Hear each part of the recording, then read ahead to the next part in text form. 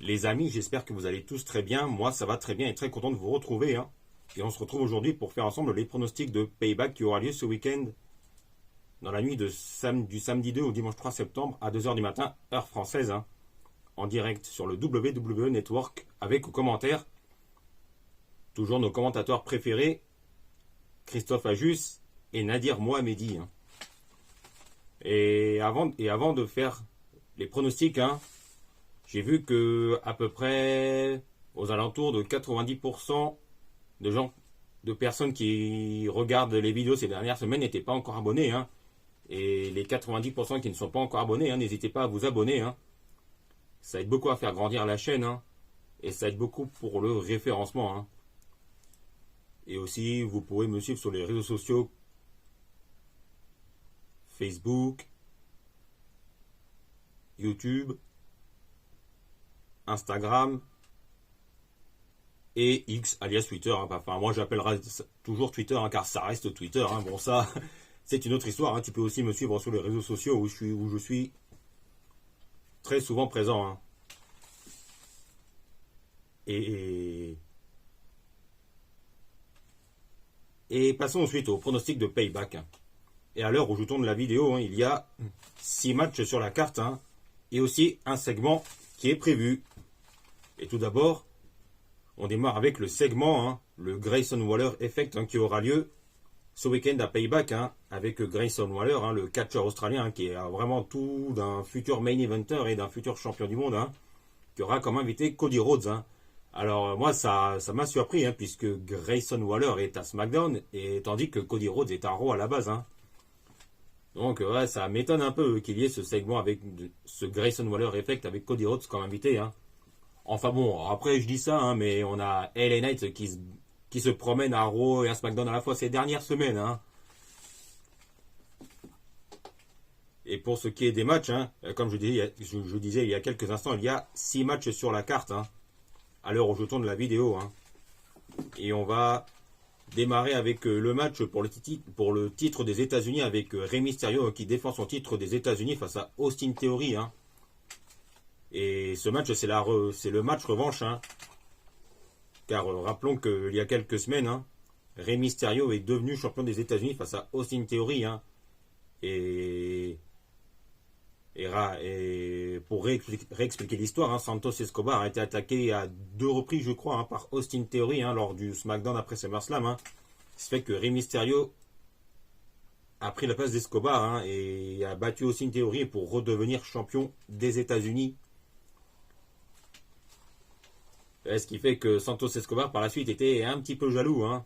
Et je pense qu'il va y avoir du Santos Escobar qui pourrait jouer un rôle, hein, soit pour coter le titre US à Rey Mysterio, hein, ce qui permettrait à Austin Theory de redevenir champion US. Mais bon, là, redonner le titre à Austin Theory, le titre de champion US à Austin Theory, je ne vois pas trop l'intérêt, puisque depuis quelques semaines déjà, hein, enfin depuis plusieurs mois même, hein, Austin Theory était complètement perdu lors de son règne de champion US, hein. Donc je ne vois pas trop l'intérêt de lui redonner le titre US, hein. Mais c'est pourquoi, hein, je vais pronostiquer une victoire d'un de mes catcheurs préférés, Rey Mysterio, hein, qui gagne et qui reste champion des États-Unis, hein. Mais ensuite Santos Escobar vient le féliciter Rey Mysterio et qui ensuite attaquerait Rey, hein, afin de faire un heel turn, hein, pour nous emmener vers un match entre Rey Mysterio et Santos Escobar pour le titre des États-Unis, hein. Ben, pourquoi pas à Fastlane, hein, le prochain PLE qui aura lieu début octobre, je crois, vers le week-end du 7-8 octobre, je crois, hein, il me semble, hein.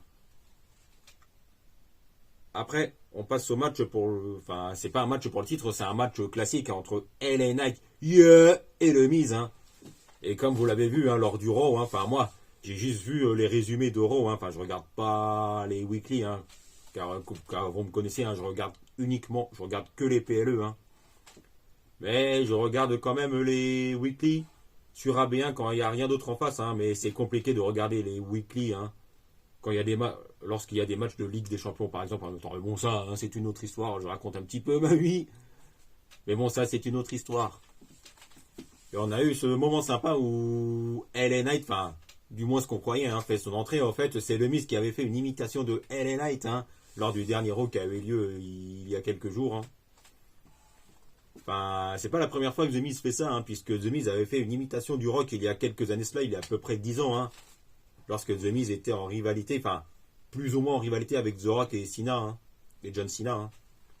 Mais bon, le Miz était passé carrément en second plan à cette époque-là, hein, puisque c'était pour préparer la rivalité future, hein, la grosse rivalité entre John Cena et The Rock. Mais bon, ça c'est une autre histoire. Hein. Mais The Miz est plutôt présent pour mettre en valeur LA Knight, hein, qui a tout d'un futur main eventer et tout d'un futur champion du monde et qui fait très très bien le taf sur le ring. Hein. Et je vais pronostiquer une victoire de LA Knight. Yeah! Et après, on a le match, qui est un match en cage entre Becky Lynch et Trish Stratus. Hein. Et là, il était temps de mettre en place une stipulation afin d'en finir avec la rivalité entre Becky Lynch et Trish Stratus qui n'a trop duré. Hein. Car là, ça a duré à peu près la moitié de l'année, ça a duré à peu près 5-6 mois, hein, la rivalité entre Becky Lynch et Trish Stratus. Hein.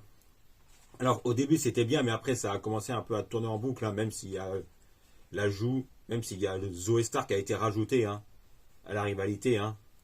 Et comme vous l'avez vu, hein, cette semaine à Raw, hein, on a eu un très très bon main event avec Becky Lynch qui a gagné son match, le Falls Count Anywhere, hein, face à Zoe Stark, hein, et qui a fêté sa victoire avec le public. Et Becky Lynch a aussi rendu un très bel hommage à Bray Wyatt, hein, à la fin de Raw. Hein.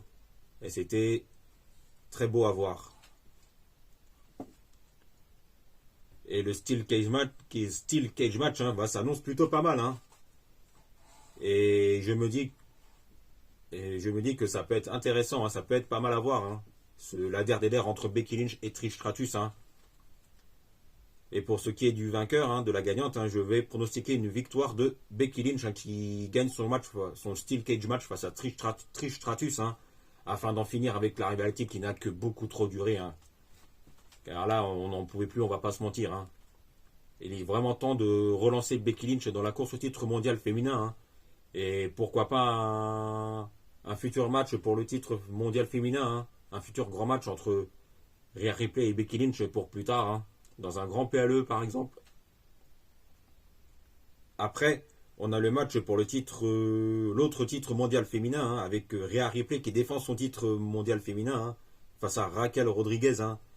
Et pour ce qui est du règne de Rhea Ripley, hein, faut dire qu'elle n'a pas souvent défendu le titre que ça, au fait, finalement. Hein. Après, il faut dire que ça manquait un peu de monde en face. Hein. Ça manquait de challengers crédibles, hein, pour le titre mondial face à Rhea Ripley. Hein. Et Raquel Rodriguez challengeuse, hein, je trouve que c'est logique, hein, puisque au vu des nombreux segments cette dernière semaine, hein, où Rhea Ripley a attaqué à plusieurs reprises Liv Morgan et Raquel Rodriguez. Et moi j'ai été étonné on était tous étonnés, moi j'ai été étonné que le match entre Rhea Ripley et Raquel Rodriguez pour le titre mondial féminin ne soit pas à SummerSlam. Hein. Pour moi ça aurait dû avoir lieu à SummerSlam, mais bon. Mais heureusement ce match aura lieu à Payback. Hein. Et même si j'aime beaucoup Raquel Rodriguez, hein, qui fait du très très bon boulot sur le ring, hein, et qui a tout d'une future championne du monde, hein, je ne pense pas que ce soit Raquel Rodriguez qui prendra le titre à Rhea Ripley. Hein. Car je pense qu'il faut laisser le titre mondial féminin à Rhea Ripley, hein, pour que son règne continue un peu, hein, qu'il regagne en crédibilité. Hein. Et c'est pourquoi je pronostique une victoire de Rhea Ripley, hein, qui reste championne du monde féminine. Après, on a le match pour le titre de champion du monde poids lourd, avec Seth Rollins qui défend son titre de champion du monde poids lourd face à Shinsuke Nakamura. Hein. Et comme vous l'avez vu ces dernières semaines, hein, lors du Raw après SummerSlam, hein, Shinsuke Nakamura a porté son Kinshasa sur Seth Rollins, hein, et qui a fait son heel turn. Hein. Et ça fait plaisir de voir Shinsuke Nakamura, hein, être mis en valeur. Hein, car Shinsuke Nakamura, hein, même si c'était un petit peu compliqué ces derniers mois, hein, ça reste un très très bon catcheur, hein, qui fait du très bon boulot lui aussi sur le ring. Hein. Et ça fait plaisir de le revoir être mis en valeur. Hein. Mais on va pas se mentir. Hein, on va pas se mentir. Hein. On sait tous qu'il n'y a pas trop de suspense, hein, même si j'adore Shinsuke Nakamura. Hein. Seth Rollins va remporter ce match, hein, va gagner ce match et rester champion du monde poids lourd. Hein. Et je vais pronostiquer une victoire de Seth Rollins qui gagne son match et qui reste champion du monde poids lourd. Hein. Car il faut laisser le titre poids lourd à Rollins encore un moment, hein, jusqu'à ce qu'une grande superstar, hein, jusqu'à ce qu'une grande superstar crédible, hein, et la crédibilité nécessaire hein, pour affronter Rollins et pourquoi pas le détrôner afin d'être le prochain champion du monde poids lourd. Hein. Et je pense pourquoi pas Randy Orton hein, s'il est rétabli d'ici là. Hein. Pourquoi pas. Hein. Et après, on passe au match pour les titres par équipe avec Kevin Owens et Sami Zayn hein, qui vont défendre les titres par équipe face à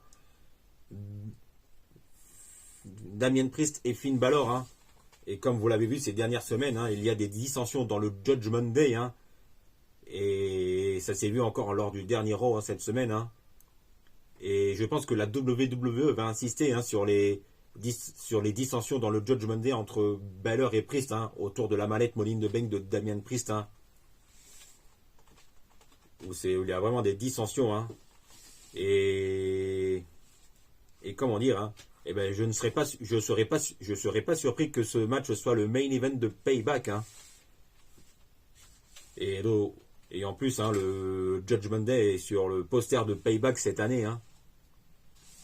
Et donc, du coup, je ne serais pas surpris que le match pour les titres par équipe unifiés entre Owens et Zayn et Balor et Priest hein, soit dans le main event de Payback. Et ce match peut être excellent hein, entre nos deux amis québécois, hein, Owens et Zayn, hein, et les deux membres du Judgment Day, Damien Priest et Finn Balor. Hein. Et pour ce qui est du vainqueur, je ne pense pas que Balor et Priest vont prendre les titres à Owens et Zayn. Car comme je disais il y a quelques instants, hein, la WWE hein, va insister, va plutôt jouer sur jouer sur les dissensions qu'il y a dans le Judgment Day entre Priest et Balor. Hein. Et je pense que il y aura une mésentente entre Priest et Balor. Il y aura une mésentente. Hein. Ce qui va permettre à Owens et Zayn d'en profiter pour gagner le match hein, et conserver et rester champion par équipe unifiée. Hein. Et ce qui fait que là, ça va vraiment exploser dans le Judgment Day hein, après. Hein, ce qui va probablement nous amener vers un prochain match entre Damien Priest et Finn Balor, pourquoi pas à Fastlane lors du début octobre. Par exemple, ça peut être un très très bon match. Hein. Le possible match entre Damien Priest et Finn Balor. Hein. Et pour ce qui est de Owens et Zayn, hein, pour ce qui est des titres par équipe, hein, je pense aux Street Profits hein, pour les prochains challengers pour les titres par équipe hein, face à Owens et Zayn. Hein. Un match pour les titres par équipe unifié entre Owens et Zayn et les Street Profits. Hein. Probablement à Fastlane, pourquoi pas. Hein. Bon, franchement, ça peut être un très bon match. Bon, voilà, hein, je crois que c'est tout pour aujourd'hui. Hein. Pour ce qui est des pronostics de Payback. Hein. Et que dire de plus, je crois que c'est tout. Hein. Et je peux vous parler vite fait de football. Hein, avec le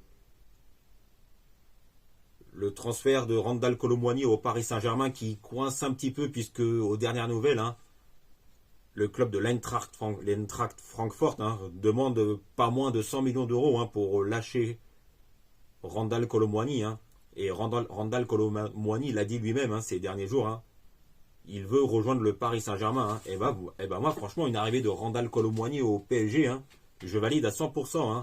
Et franchement, un trio d'attaque au Paris Saint-Germain avec Dembélé et Mbappé sur les côtés et Randal Colomwani en pointe. Hein, franchement, ça pourrait être excellent hein, sur l'ensemble de la saison. Hein, pour toute la saison, hein, en Ligue 1 et en Ligue des Champions. Hein.